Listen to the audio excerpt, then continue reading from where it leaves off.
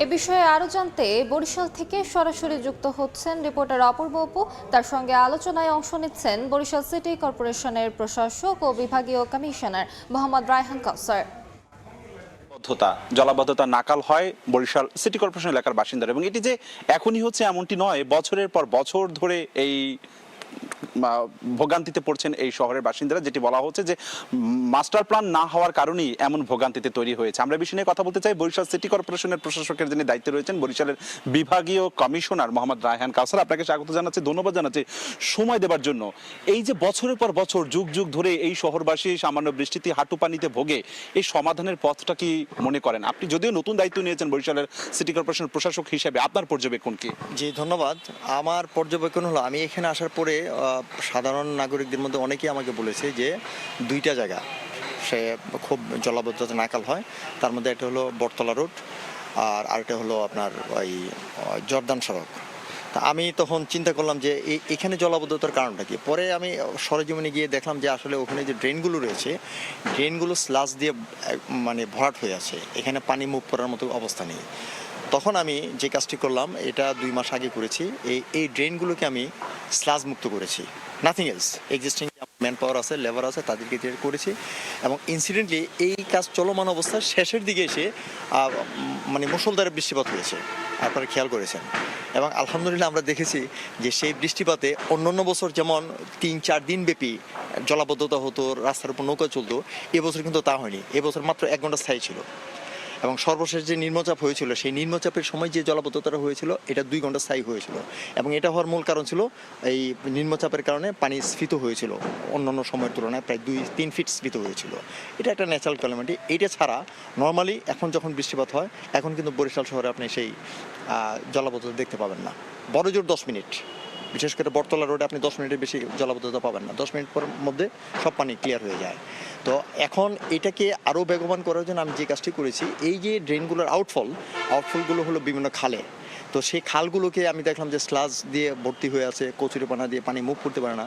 আপনারা খেয়াল করেছেন যে লাকুটিয়া খাল আমি ইতিমধ্যে করেছি, পরিষ্কার করেছি। আপনার এই কার্যক্রমটিকে কিন্তু শহরবাসী স্বাগত জানিয়েছে। একটি বড় ধরনের মহা কর্মযজ্ঞ চালাচ্ছেন খালগুলো উদ্ধারের জন্য, ড্রেনগুলো পরিষ্কারের জন্য। যেটি প্রশ্ন, এটি কিন্তু এর আগেও বিগত দিনেও হয়েছে, কিন্তু এর সুফলটা বেশি দিন ধরে রাখা যায়নি।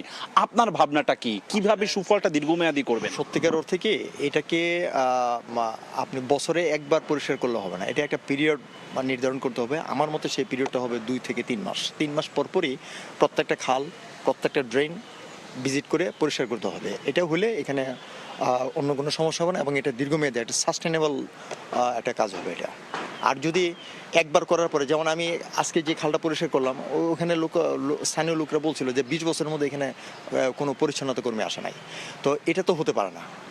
আপনি এই কাজটা হলো এই পরিষ্কার পরিচ্ছন্নতা, খাল বলেন, ড্রেন বলেন, এই কাজটা হলো পরিষ্কার পরিচ্ছন্নতার কাজটা হলো চলমান। এটা অব্যাহত রাখতে হবে পিরিয়ডিক্যালি, প্রতি 2 মাস, 3 মাস, 4 মাস, 5 মাস, 6 মাস, যেটাই হোক, এই পরপর এটাকে পরিষ্কার করতে হবে।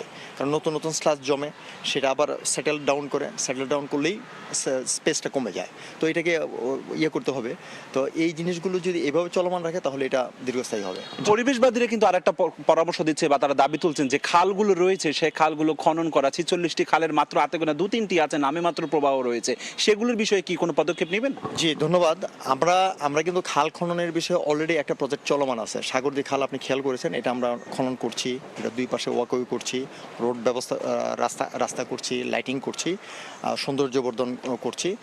আর নতুন করে এবার আমরা অন্যান্য খাল এখানে অন্তর্ভুক্ত করেছি। 800 কোটি টাকার একটা প্রজেক্ট, এবং আশা করছি যে এটাও মন্ত্রণালয় থেকে পাশ হয়ে আসবে। অর্থ মন্ত্রণালয়ে গিয়েছে, আমাদের বিশ্বাস যে এটা হয়ে যাবে। এটা হলে আমরা অন্য যে খালগুলো আছে, সেই খালগুলোকে একইভাবে আমরা খনন করা, 2 পাশে ওয়াকওয়ে করা, লাইটিং করা, মানে খালের সৌন্দর্যবর্ধন, যেন এটা প্রত্যেকটা খাল যেন একটা হয়, মানে টুরিস্ট স্পট হয়ে যায়, নাম্বার 1। আর নাম্বার 2 হলো, এটা হলো আমার নিজস্ব পরিকল্পনা, প্রত্যেকটা খালে আমরা এই নৌকা চালাবো, প্যাসেঞ্জার নৌকা।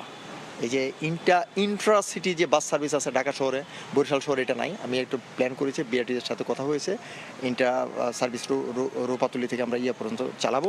ঠিক তেমনিভাবে এই খালগুলোর মধ্যে দিয়ে আমি নৌকা চালাবো, প্যাসেঞ্জার বহন করবো। এখনকার প্রজন্ম যারা খাল দেখেনি, এখন তো মরা খাল বরিশালের, তাদের কাছে এটি একটু স্বপ্নের মতন হবে যে খাল দিয়ে নৌকা চলে। বিষয়টা কিন্তু এমনটাই, মানে কথাটা যেভাবেই বলা হয় না কেন, আসলে বাস্তবতার নিরিখে কতটা এগিয়ে আগাতে পারবেন, প্রতিবন্ধকতাটা কোথায় রয়েছে? এখন এই বরিশালের কিন্তু যিনি দায়িত্ব নেয় না কেন বিগত সময় মেয়রের দায়িত্ব, তারা কিন্তু এজেন্ডা হিসাবে নিয়ে আসে এই খাল পুনরুদ্ধার করবে, বাস্তবতায় কিন্তু ফলাফল শূন্যই আসে। হয়তো ওনাদের চেষ্টা থাকতো, কিন্তু ওনাদের কর্মপ্রক্রিয়াটা হয়তো সুফল হতো না বা কার্যকরী হতো না। আমি যে কাজটি করছি অলরেডি আপনি দেখেছেন যে এখানে বিভিন্ন উচ্ছেদ ছিল, খালের উপর বিভিন্ন স্থাপনা ছিল, সেগুলো সরিয়েছি।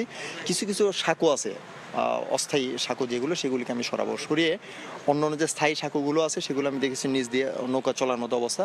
আমি আপনাদের যে মোড়ক খাল খোলার যে মোড় আছে ওখান থেকে শুরু করে লাকটিয়া পর্যন্ত, এই লাকটিয়া খাল দিয়ে এখান থেকে পরীক্ষামূলকভাবে আমি 2টা বোট চালাবো, একটা যাবে একটা আসবে।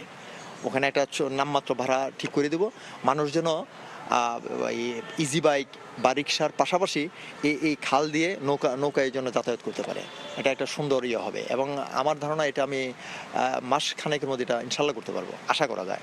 আপনার এই স্বপ্ন বাস্তবায়ন হোক সেই প্রত্যাশাই করছি। শেষ প্রশ্ন দিয়ে শেষ করতে চাই, শহরবাসীর জন্য কি আহ্বান জানাবেন? খালগুলো তো পাশ থেকে ভরাট হয়ে যাচ্ছে, ড্রেনেও মানুষ ময়লা ফেলছে, তাদের জন্য কি আহ্বান জানাবেন? শহরবাসীর জন্য আবেদন হলো, আমার আহ্বান থাকবে, আবেদন নিবেদন আহ্বান যেটাই বলেন, অনুরোধ সবই বলতে পারেন। সেটি হলো যে দেখুন, এই পরিষ্কার পরিচ্ছন্নতা কার্যক্রম এটা আসলে সিটি কর্পোরেশনের একার পক্ষে সম্ভব না।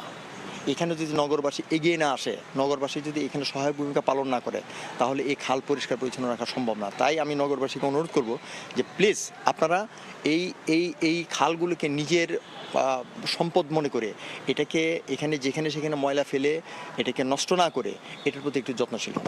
শেষে আরেকটা প্রশ্ন করতেই চাই, অনেকগুলো খাল রয়েছে যেগুলো সরকারি ভবন উঠেছে, সরকারি কর্মকর্তারা বা সরকারি দপ্তর উঠে তো খালগুলো ভরাট করে ফেলেছে, সেগুলো কি করবে? আমি আপনাকে একটা বিষয় নিশ্চিত করতে চাই, খাল বন্ধ করে যদি সরকারি বিল্ডিং হয়ে থাকে এরকম কোনো রেকর্ড আমার কাছে আসে নাই। আমি আপনার কাছে শুনলাম, এটা আদৌ হয়েছে কিনা আমি একটু দেখব। যদি এরকম থাকে অবশ্যই আমরা ব্যবস্থা। ভাটিকানা খাল, ভাটার খাল, সেখানে যে কাজটি হয়েছে, বাটিখানার খাল, বাটার খালকে তো আসলে খালে রাখে না, এটা এখন ড্রেন হয়ে গেছে। এটা আসলে খালই রাখা উচিত ছিল, কিন্তু আমাদের পূর্ববর্তী যারা ছিলেন, মেয়র বলেন বা যারাই ছিলেন, তারা তাদের সুদূর প্রসারের চিন্তা ভাবনা কীভাবে কী করেছে এটা আসলে মন্তব্য করার সমীচীন হবে না। এই খালগুলিকে উন্মুক্ত রাখাই দরকার ছিল, ড্রেনে রূপান্তর করা আসলে এটা সমীচীন হয়নি। অনেক ধন্যবাদ আমাদেরকে সময় দেওয়ার জন্য। নানান স্বপ্নের কথা শোনানো হয়েছে। আগামী 2 মাসের মধ্যে হয়তো বা বরিশালের জেলখাল থেকে লাখুটিয়া খাল পর্যন্ত বোট চালানোর যে স্বপ্নটি দেখানো হয়েছে বরিশালের বিভাগীয় কমিশনার থেকে, সেটি প্রত্যাশা করা হচ্ছে যে বাস্তবায়ন হবে। আপাতত বরিশালের জলাবদ্ধতার জন্য নগরবাসীর জন্য বেশ কিছু স্বস্তির বার্তাও দেওয়ার চেষ্টা করেছেন বরিশাল সিটি কর্পোরেশন প্রশাসক। সবশেষ আমার কাছে এতটুকুই খবর ছিল। সরাসরি যুক্ত ছিলাম বরিশালে।